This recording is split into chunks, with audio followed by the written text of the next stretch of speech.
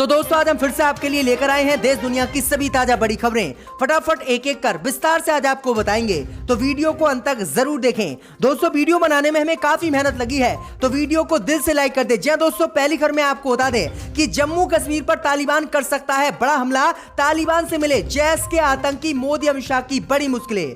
भाई आपको बताएंगे दोस्तों कि यूपी में अकेले चुनाव लड़ेगी आम आदमी पार्टी, अखिलेश यादव के साथ नहीं हो सका गठबंधन। भाई आपको बताएंगे दोस्तों कि तालिबान से हार के बाद अमेरिका में गिर सकती है जो बाइडेन की सरकार। रिटायर्ड जनरलों ने मांगा जो बाइडेन से इस्तीफा, डोनाल्ड ट्रंप के राष्ट्रपति बनाने की अमेरिका में उठ गई है मांग। वहीं आपको बताएंगे दोस्तों कि पश्चिम बंगाल में भाजपा को लगा एक और बड़ा झटका, भाजपा के 2 विधायक टीएमसी में हुए शामिल। वहीं आपको बताएंगे दोस्तों कि बीजेपी नेता ने ओवैसी की पार्टी को बताया तालिबानी, कहा एमआईएम है कर्नाटक में तालिबान की तरह। वहीं आपको बताएंगे दोस्तों कि मुसलमानों के खिलाफ विवादित बयान देने वाले नरसिम्हानंद को सुप्रीम कोर्ट से लगा बड़ा झटका। सुप्रीम कोर्ट ने गिरफ्तारी वारंट किया जारी, अब कभी भी गिरफ्तार हो सकता है यति नरसिम्हानंद। तो सभी खबरों को आपको बताने वाले हैं दोस्तों, वीडियो को लाइक कर दें। इसी बीच पर तो दोस्तों अगली खबर की ओर, तो मोदी अमित शाह की बड़ी मुश्किलें, जम्मू कश्मीर पर तालिबान कर सकता है हमला, तालिबान से मिले जैश के आतंकी। जी दोस्तों आपको बता दें ये बड़ी खबर सामने निकल कर आई दोस्तों कि अफगानिस्तान पर अब पूर्ण रूप से तालिबान का कब्जा हो गया है और अफगानिस्तान को छोड़कर अमेरिकी सेना भी अपने देश वापस चली गई है, जिसके बाद मोदी अमित शाह की मुश्किलें बढ़ गई हैं और जम्मू कश्मीर पर बड़ा खतरा मंडराने लगा है। दरअसल आपको बता दें कि खबर सामने निकल कर आई दोस्तों कि जम्मू कश्मीर पर कभी भी तालिबान हमला कर सकता है। वहीं आपको बता दें कि तालिबान से जैश के आतंकी 20 अगस्त को काबुल में मिले हैं, जिसके बाद ये भनक मोदी सरकार को पड़ी और मोदी सरकार ने भारतीय सुरक्षा एजेंसियों को अलर्ट कर दिया और आदेश दिया है कि जम्मू कश्मीर पर कभी भी तालिबान और जैश के आतंकी मिलकर हमला कर सकते हैं और इसलिए भारतीय सेना अलर्ट पर रहे। तो ये बड़ी अपडेट आ रही दोस्तों कि कभी भी भारत पर हमला तालिबान कर सकता है, जम्मू कश्मीर पर हमला कर सकता है, क्योंकि बीते दिनों पाकिस्तान के एक नेता ने भी बयान जारी किया था कि तालिबान जम्मू कश्मीर को जीतकर पाकिस्तान को देंगे, जिसके बाद अलर्ट और ज्यादा मोदी सरकार ने बढ़ा दिया है। तो ये बड़ी अपडेट आ रही दोस्तों। इसी बीच पर तो दोस्तों अगली खबर की ओर, तो यूपी में अकेले चुनाव लड़ेगी आम आदमी पार्टी, अखिलेश यादव के साथ नहीं हुआ गठबंधन। जी दोस्तों आपको बता दें ये बड़ी खबर सामने निकल कर आई दोस्तों कि उत्तर प्रदेश विधानसभा चुनाव को लेकर आज आम आदमी पार्टी ने बड़ा ऐलान कर दिया है। आम आदमी पार्टी ने उत्तर प्रदेश में अकेले चुनाव लड़ने का ऐलान कर दिया है। आम आदमी पार्टी के राज्यसभा सांसद संजय सिंह ने कहा है कि उत्तर प्रदेश की सभी 403 विधानसभा सीटों पर आम आदमी पार्टी अपने उम्मीदवार उतारेगी। वहीं आपको बता दें कि संजय सिंह ने साफ कहा है कि समाजवादी पार्टी के साथ हमारा गठबंधन नहीं हुआ, क्योंकि हम समाजवादी पार्टी से यूपी में 40 सीटें मांग रहे थे, लेकिन अखिलेश यादव हमें 40 सीटें देने के लिए तैयार नहीं थे, वह सिर्फ 20 सीटें देने के लिए हमें पश्चिमी उत्तर प्रदेश की तैयार थे, लेकिन हम इस पर राजी नहीं हुए, इसलिए समाजवादी पार्टी से हमारा गठबंधन नहीं हुआ है और हम अकेले ही अब उत्तर प्रदेश में विधानसभा चुनाव लड़ेंगे। वहीं आपको बता दें कि संजय सिंह ने यह भी कहा है कि एन वक्त पर अगर अखिलेश यादव फिर से हमसे हाथ मिलाएंगे तो हम फिर से उनसे गठबंधन के लिए तैयार हैं। तो ये बड़ी अपडेट आई दोस्तों कि फिलहाल आम आदमी पार्टी ने अकेले ही विधानसभा चुनाव लड़ने का यूपी में ऐलान कर दिया है। आपकी क्या राय हमें कमेंट पे जरूर बताएं। इसी बीच पर तो दोस्तों अगली खबर की ओर, तो तालिबान से हार के बाद अमेरिका में गिर सकती है जो बाइडेन की सरकार। 87 रिटायर्ड जनरलों ने मांगा रक्षा मंत्री और जो बाइडेन से इस्तीफा। जी हां दोस्तों आपको बता दें कि अफगानिस्तान से अमेरिकी सेना हारकर देश से बाहर चली गई। तालिबान ने अमेरिका को 31 अगस्त तक देश छोड़ने के लिए कहा था, लेकिन एक दिन पहले ही अमेरिका ने अफगानिस्तान को खाली कर दिया और काबुल एयरपोर्ट से आखिरी अमेरिकी विमान उड़ते ही तालिबान ने आजादी की घोषणा कर दी। लेकिन अब अमेरिका के अंदर अफगानिस्तान की मिली हार को लेकर बड़ा बवाल मचा हुआ है। दरअसल आपको बता दें कि तालिबान से हारने के बाद अब अमेरिका में जो बाइडेन की सरकार गिर सकती है और डोनाल्ड ट्रंप अगले फिर से राष्ट्रपति अमेरिका के बन सकते हैं। दरअसल आपको बता दें कि 87 रिटायर्ड जनरलों ने रक्षा मंत्री और जो बाइडेन से इस्तीफा मांगा है और कहा है कि अगर जो बाइडेन अगर राष्ट्रपति रहेंगे तो हमारा देश बिल्कुल बर्बाद हो जाएगा, इसलिए डोनाल्ड ट्रंप अच्छे राष्ट्रपति हैं और इन दोनों को इस्तीफा देना चाहिए। तो ये बड़ी अपडेट आ रही है, अमेरिका में सरकार गिर सकती है। इसी बीच पर तो दोस्तों अगली खबर की ओर, तो पश्चिम बंगाल में भाजपा को लगा एक और बड़ा झटका, बीजेपी के 2 नेता टीएमसी में हुए शामिल। जी दोस्तों आपको बता दें कि पश्चिम बंगाल विधानसभा चुनाव में हार के बाद से ही भारतीय जनता पार्टी को लगातार उनके पार्टी के सदस्य झटका दे रहे हैं। सोमवार को विष्णुपुर के बीजेपी विधायक तमन्या घोष टीएमसी में शामिल हो गए थे। उनके शामिल होने के बाद अब बीजेपी के 2 और विधायक टीएमसी में शामिल हो गए हैं, जिसमें उत्तर 24 परगना जिले के वागता से विधायक विश्वजीत दास भाजपा छोड़कर बीजेपी को छोड़ छोड़कर टीएमसी में शामिल हो गए हैं, जिसके बाद 2 और उनके 7 नेता टीएमसी में शामिल हुए हैं। तो ये बड़ी अपडेट आई दोस्तों कि भाजपा को 2 दिन में 3 बड़े नेताओं ने झटका दिया है और 3 बड़े नेता टीएमसी में शामिल हो गए हैं भाजपा को छोड़कर। तो लगातार बंगाल में भाजपा को झटके पे झटके लग रहे हैं। इसी बीच पर तो दोस्तों अगली खबर की ओर, तो बीजेपी नेता ने ओवैसी की पार्टी पर बोला हमला, एमआईएम को बताया कर्नाटक का तालिबान। जी दोस्तों आपको बता दें, ये बड़ी खबर सामने निकल कर आई दोस्तों कि अफगानिस्तान में तालिबान के कब्जे के बाद से ही भारत में इस नाम को लेकर जमकर चर्चा हो रही है। इस बीच भारतीय जनता पार्टी के महासचिव सीटी रवि ने असदुद्दीन ओवैसी की पार्टी एआईएमएम को तालिबान की पार्टी बता दिया है।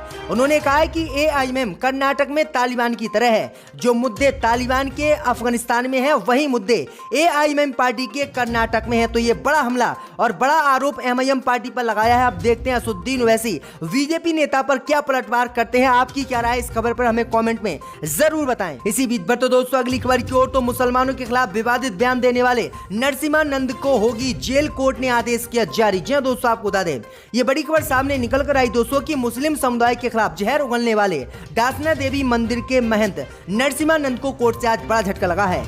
दिल्ली की एक अदालत ने मुस्लिम समुदाय के खिलाफ भड़काऊ भाषण देने के मामले में एफआईआर दर्ज करके दिल्ली पुलिस को कार्रवाई के आदेश दे दिए हैं।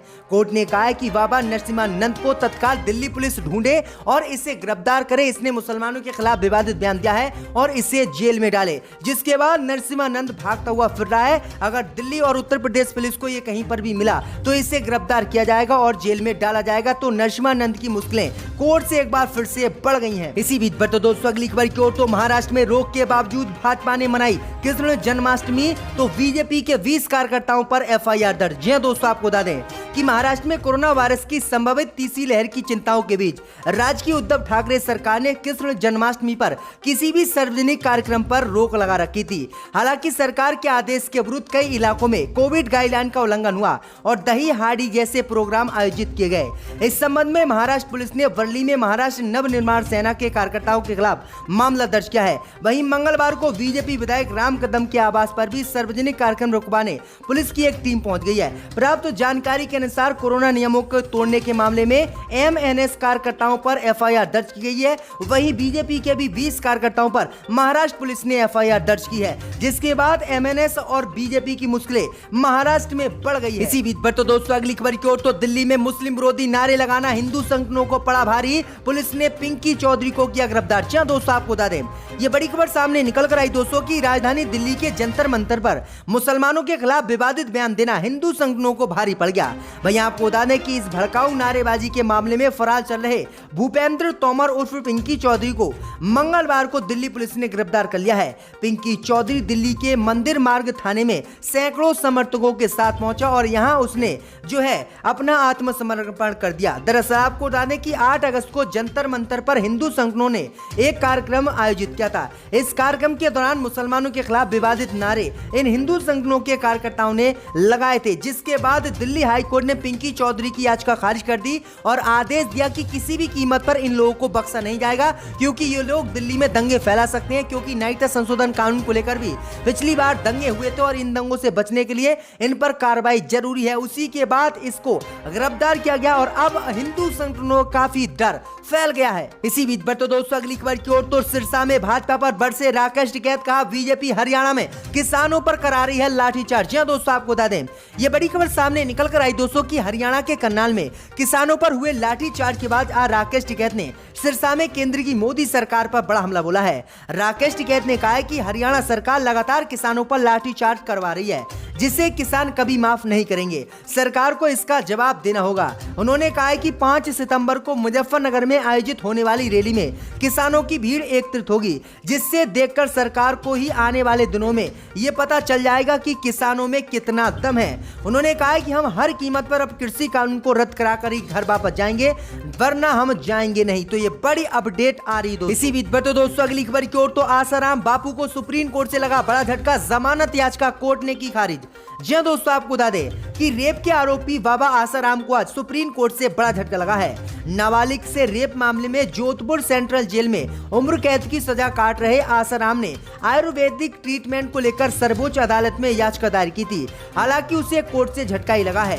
कोर्ट ने जमानत याचिका खारिज करते हुए जेल में ही आयुर्वेदिक इलाज देने की बात कही है। आसाराम ने 2 महीने की अंतरिम जमानत मांगी थी और जेल से बाहर आने का दावा किया था, लेकिन कोर्ट ने जमानत देने से इनकार कर दिया, जिसके बाद अब आसाराम जेल में ही अपना आयुर्वेदिक इलाज कराएंगे। तो ये बड़ी अपडेट आ रही है दोस्तों। इसी बीच पर तो दोस्तों अगली खबर की ओर, तो 1 सितंबर से समाजवादी पार्टी निकालेगी यूपी में जनादेश यात्रा, भाजपा के छूटे पसीने। जी हां दोस्तों, आपको बता दें कि उत्तर प्रदेश विधानसभा चुनाव 2022 से पहले समाजवादी पार्टी जनादेश यात्रा निकालेगी। इसके लिए पार्टी ने तैयारी शुरू कर दी है। जनादेश यात्रा यूपी के विभिन्न जिलों में निकाली जाएगी। बता दें कि इस यात्रा का नेतृत्व सपा के राष्ट्रीय महासचिव और पूर्व केंद्रीय मंत्री इंद्रजीत सरोज करेंगे। जनादेश यात्रा के तहत भ्रमण जनसंपर्क कार्यक्रम आयोजित किया जाएगा। तो ये बड़ी अपडेट आ रही है। इसी बीच पर तो दोस्तों अगली खबर की ओर, तो मोदी अमित शाह की बड़ी मुश्किलें, अब बीजेपी में उठी जाति आधारित जनगणना की मांग। जी हां दोस्तों, आपको बता दें कि देश में विपक्षी दल लगातार जाति आधारित जनगणना की मांग मोदी सरकार से कर रहे हैं,